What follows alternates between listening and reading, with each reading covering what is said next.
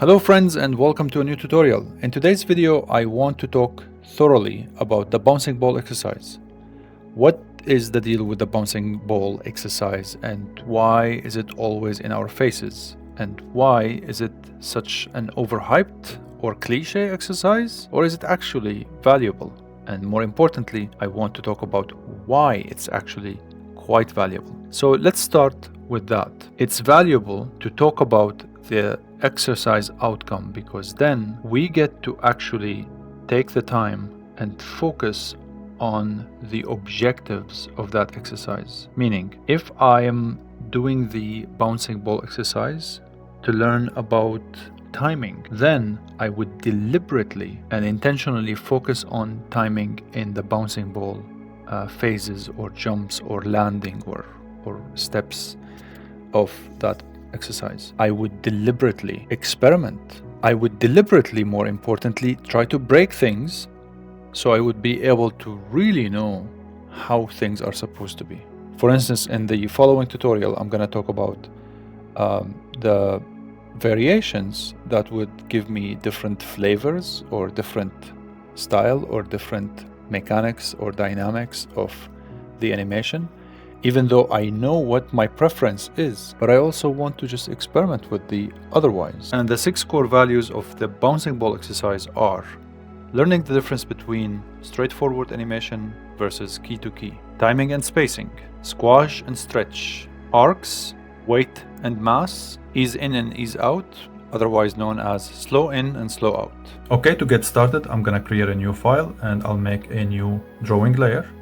Then I'm gonna go into select and then go into rectangle and then I'll just make the ground. Okay, so now I have a ground. Next, I'm gonna go and create a new flipbook. Let's talk about the first reason, which is learning the difference between straightforward animation and key-to-key animation, okay? So one of the terrible mistakes I've made for a long time is not really realizing how time-consuming it is to not do the key-to-key animation. And instead, I went into the idea of frame by frame. And yes, this one bounces the ball, this one bounces the ball. The difference is the straightforward is time-consuming, unpredictable, very difficult to control, very difficult or time-consuming at the least to fix. But when it comes to key-to-key, keyframe to keyframe, it's a lot more manageable, a lot more predictable, and more methodical, and you can perfect it.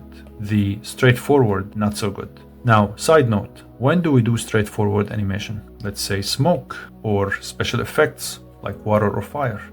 You just go with your hunch and just animate it.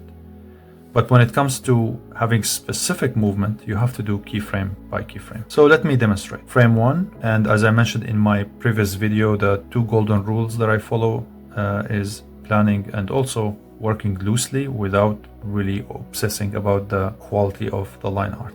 Here's the second frame, and as I mentioned also before, I always go and change the backwards onion layer to red and the forward to blue, just because that's how I like it. You can also, at least for clarity for this video, I'll also bump up the opacity of those onion layers. Okay, so now I have this first one, and then here's the frame after. Okay, so right now this is what I have.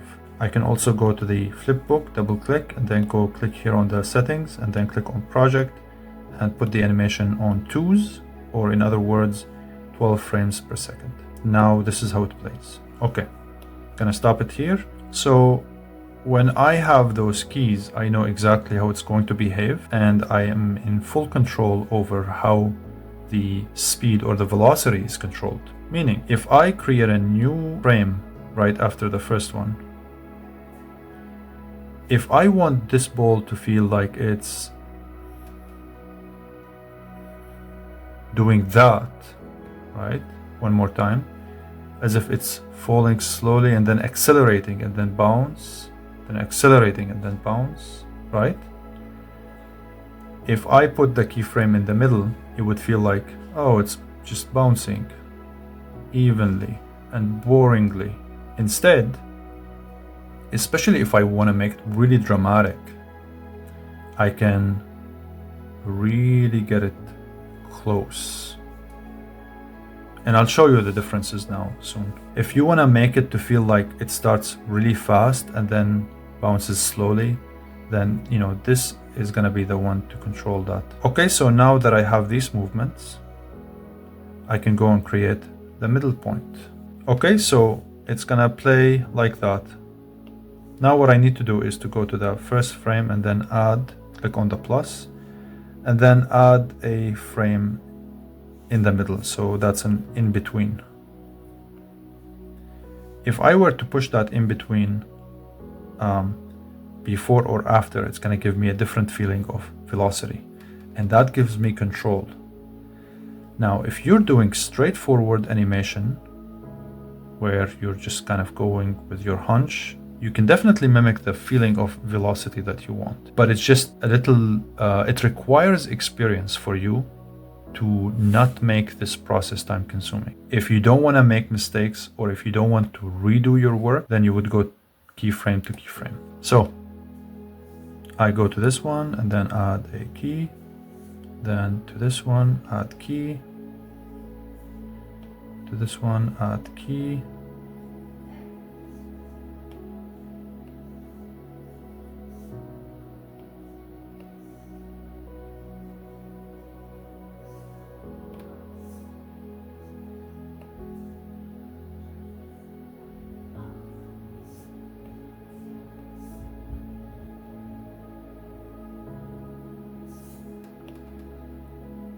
okay, this is what I have right now.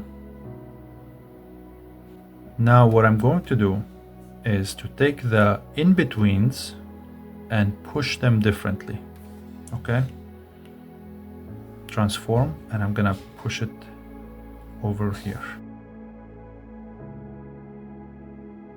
So I'm gonna stay consistent as far as how I'm pushing these keys, meaning I'm pushing it closer to the landing point. And ultimately, that's not the result that I want to mimic today, because I want to do the opposite. Okay. So notice how it's going to behave. It's going to feel a little weird and unnatural, and kind of funny, but it's like as if it's intentionally bouncing on the ground. That is happening because the distance from here versus here, this one, because there's only 2 frames, it's traveling much faster than it's traveling here. So quick and then slow, as if it's just like kind of treading kind of more intentionally on the ground, because it's actually slowing down here.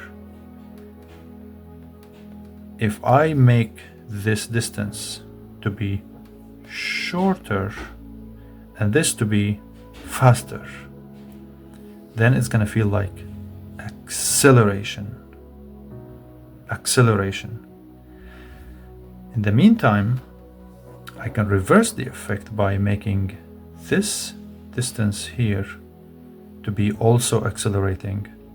You could also, if you want, make this part here to be slower or faster. So what I want in this tweak that I'm about to make is to make this V shape to happen faster. And I want it to really fly in the air, okay? And translation, I want this to happen in a shorter amount of time. So for that reason, I'm gonna take that keyframe and push it all the way here. Whenever it's difficult to feel the difference, try to exaggerate. Instead of making it halfway and just a little bit back, no, push it even further, like even push it this much. This is how we can instantly feel the difference. And when it comes to animation, it's a matter of preference or aesthetic or style. So don't assume anything to be right or wrong unless you experiment with it and just really do the impression that you want to make. So by making it this way, as you can see, when we add keyframes in here, it's just gonna feel that this is much faster. It's jumping from here. It's like teleporting all the way here. It's just so fast. And by putting the keyframe for the second curve or bounce, by putting the keyframe closer to this one, this is gonna bounce really quick, right? And then here it's gonna go slow. Now let me show you exactly how that is gonna play, because that's gonna be the best way to explain what is it that I am doing.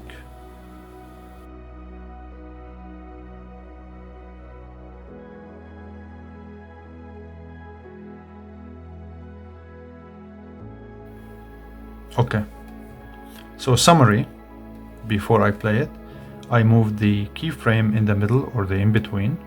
I pushed it closer, so making this distance here, it takes 2 frames to travel this distance, right? 2 frames.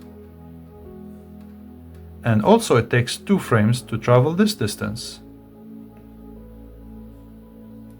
And of course, needless to say, it would only show super clearly if we add in-betweens to really flesh it out. Let's watch.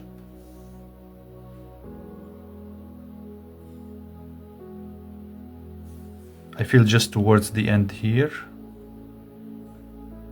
Yeah, there's a, because the arc is kind of flattened a little bit, I feel like it's kind of, it's misrepresented here. So I'm just gonna push down.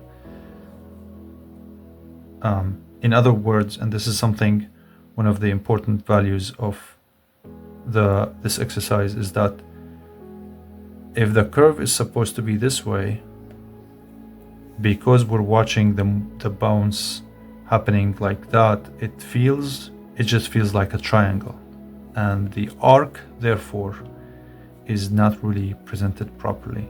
So if I were to push it just a little bit like this, then at least it's gonna feel like there is an arc instead of like a really sharp line representing a triangle rather. So let's watch with this fix. It's definitely better. Now, just with the 4 fingers, by the way, you just tap and then you can see the full view. So as you can see now, it just feels like it's traveling much faster. Now, to really show the effect, ideally, what I'm going to do is to add in-betweens, just to make sure that this demonstration sticks really well in your mind in a way that it's digesting the information would feel a little bit more smooth. One of the reasons why this exercise is important, at least as far as the practice, is that you really can tweak it however you want, and you can get some really cool results out of it. I think I forgot to add one here. So I would really encourage you to do this exercise with the intention to break it if you must. And I will do that in the future, where I take this exercise and just torture it, see what I can do with it.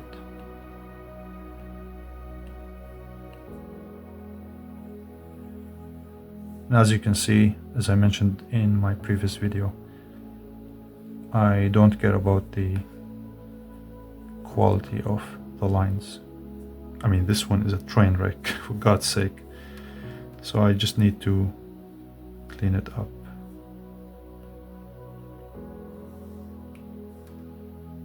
It would still work, but it's more than my OCD can take.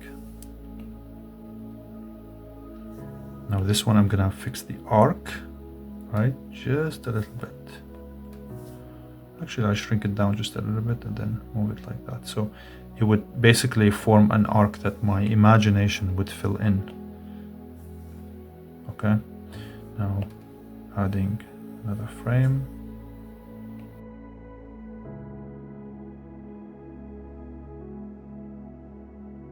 So to summarize, what I did here was just adding more in-betweens, because when we look at a smoother movement, we get to really see the effect fully.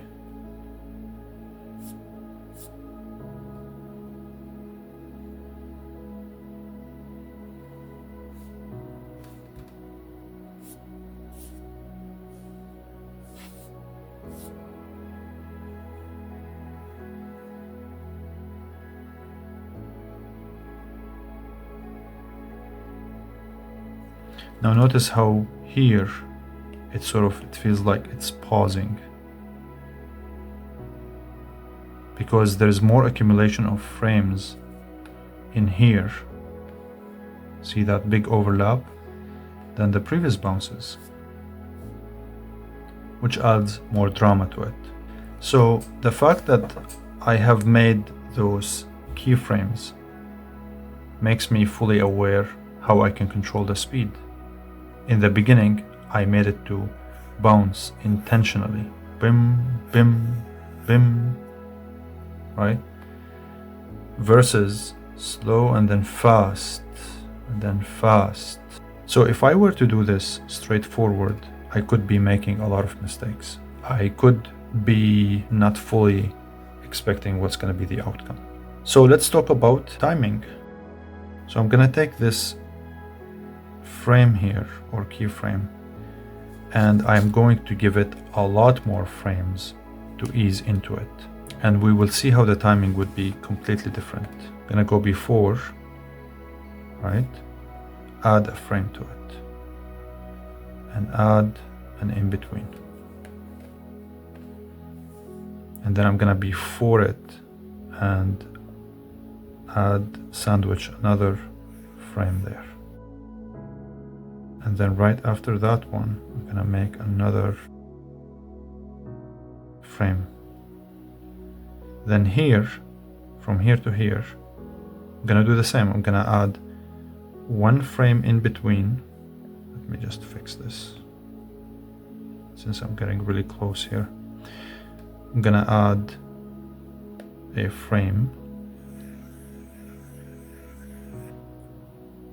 Then I'm gonna add frame here, and I'm gonna add a frame here, and let's watch the timing of the animation change, the behavior, the feeling, the drama.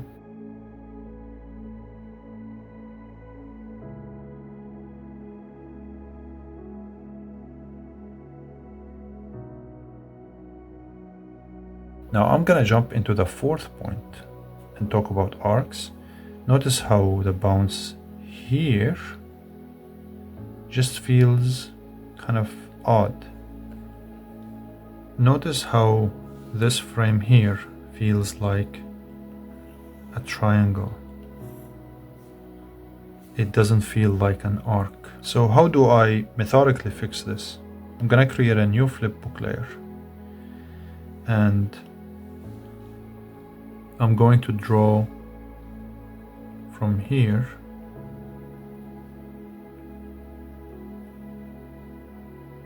an arc.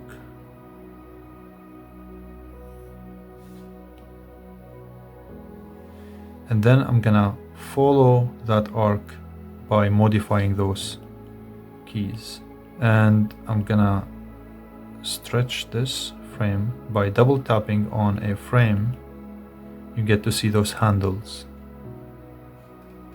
And now I can see that arc throughout. Okay? Go to transform and nudge it a little bit.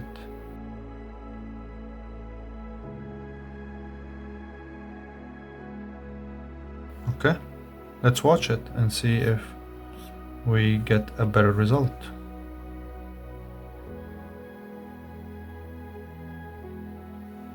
And because it's pausing here in the air a little bit, other than this dramatic one, it just feels a little bit triangulated. And I think one critical aspect of it is that this ball is larger than the other ones and it's a little higher. So I'll shrink it down and just getting it in a smooth transitional position there. And I think it's gonna make a huge difference. It's amazing how animation works.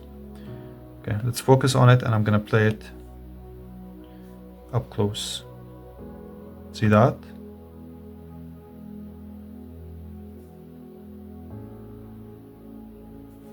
Okay, so by now I have covered the arcs. I covered the timing and spacing, meaning the part here when I added more timing and tweaked the spacing, really crumbed everything all together here. And I can make this a little smaller. It would be a lot softer of a transition. You can see it's a little triangulated, right? So depending on the ball behavior that you want to reflect on, you can make it triangulated. And again, this is animation. Have fun with it. Okay, now let's talk about squash and stretch. I'm gonna take this ball here and I'm gonna do this with the least amount of redoing. I'm gonna use the transform or freeform.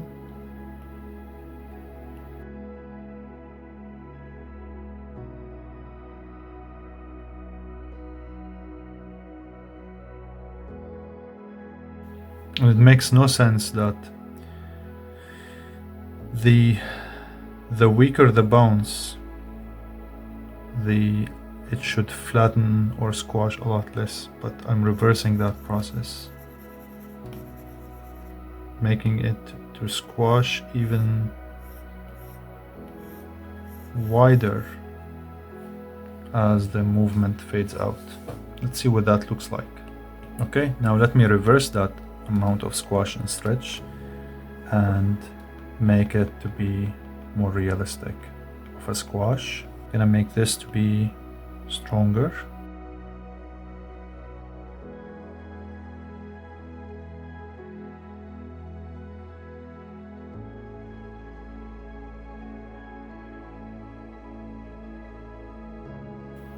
Okay, let's see what we have here.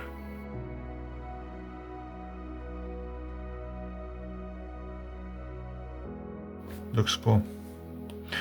Okay, now I'm gonna do a vertical squash, meaning to make it feel like it's coming in to the bounce with high velocity.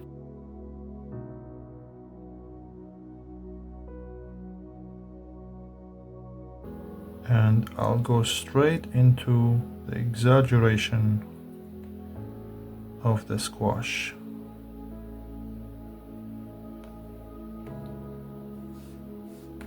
I'm not even gonna ease into it with the previous frame. Just make also this one.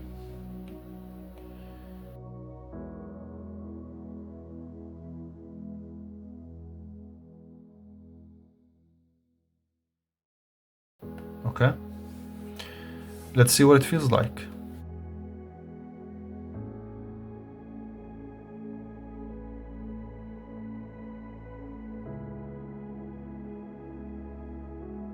Okay, let's make a slightly different example. Go to the beginning, create a new flipbook. This is just for fun, but of course, for educational purposes. I'm gonna make the arc to be really stronger technically. And I'll actually just add some exaggerated frame there. And I want to make this movement to happen quickly. So here's an in-between, because I want this bounce here to be drama on steroid. I'm gonna lock down the bottom side.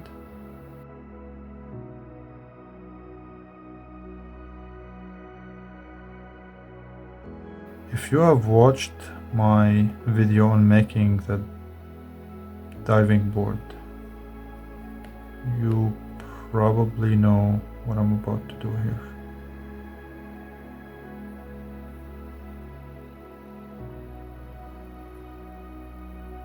And in this case here, what I'm doing is just an improvised smear of a frame.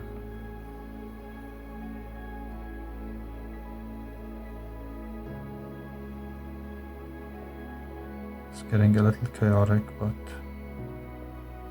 soon we'll see what the heck I'm doing.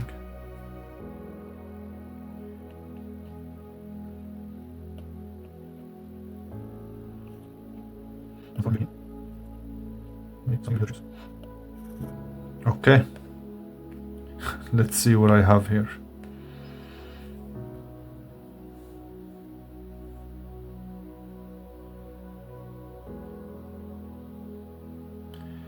So squash and stretch,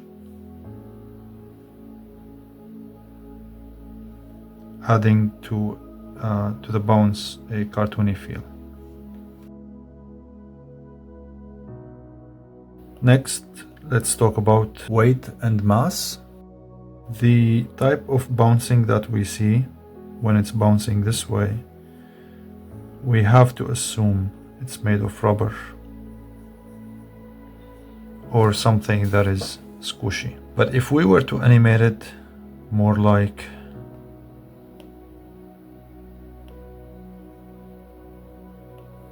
bounce and then like that, then it's gonna start to feel like it's made of concrete. So let's do that. Here's a new flip book, and this time, just for the fun sake of it, I'm going to animate it straightforward.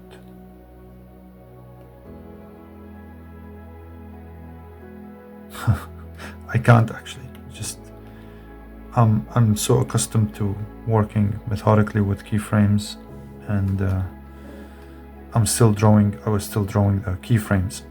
So I'll try again. Just kind of focus on the straightforward animation. So because it's gonna, the velocity is gonna almost die here, then I must have a really slow bounce here, which means more frames.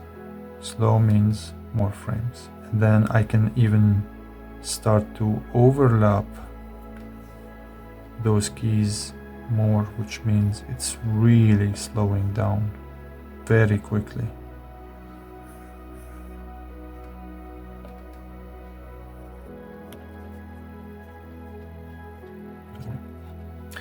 I don't feel that it's gonna come out perfect since it's straightforward animation, but then again, that demonstrates my point of how it's difficult to manage or to fully control by just animating straightforward. Not my recommendation to do it, but let's see. So as you can see here, I also made the mistake of breaking the consistency of the size of that ball, adding more reasons to avoid straightforward animation. So let me do it with keyframes.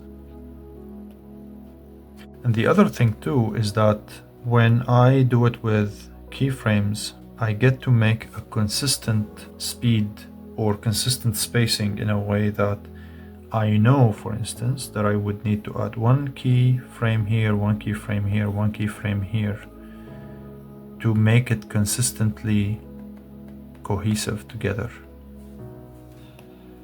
So this keyframe, then there's keyframe. I can also make the animation not to even bounce that much. So I'll go here to this one and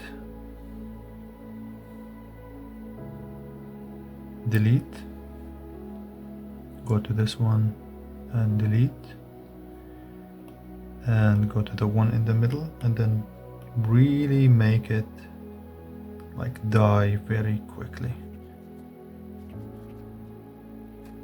Here's a keyframe. And by the way, if you get confused, especially with all of these doodling layers or loops, you can easily define, okay, here's one line and one line the end of these two, so it would be somewhere here, right?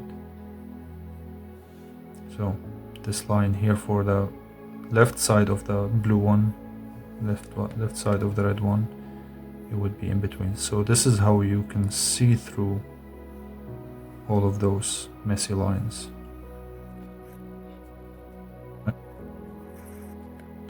Okay, let's see what this feels like. There you go. Now let me add keyframes. I'm gonna do what I did in my last exercise, which is using my non-dominant hand for fun and for exercise. Add another keyframe. A little inconsistent as far as the scale. So by fluffing it with more frames, we get to really feel the movement better. This one is quite a mess. Click and hold and then clear frame and just frame in here. Let's see what it feels like.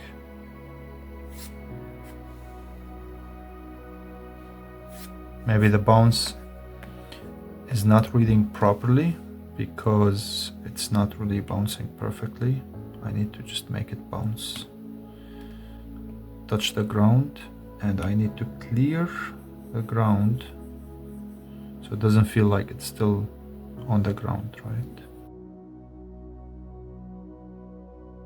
And the fact that it bounces again and then just stops out of nowhere, that is what makes it feel like a concrete bounce.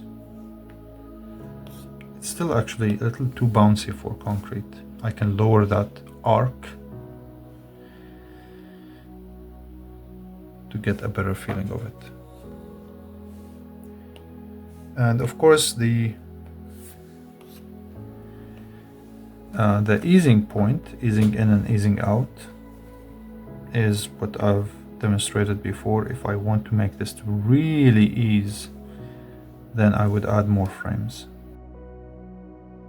And lastly, let's talk about easing in and easing out. By adding a lot more ease in here, easing out of that movement, a lot more eases, which is the last point that I mentioned, and then easing into the next motion or movement, then we have controlled the timing and the feeling of that bounce. And just for an added drama, I'm going to clear this frame and just redraw it a bit more cleanly, just a little bit. And then I'm just gonna add more frames here to emphasize the easing in. There's one here and one here, right? See those 4 lines or kind of doodles that I would make? It would just make me feel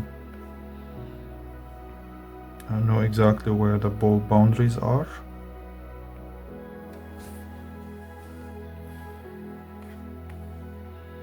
So more drama here.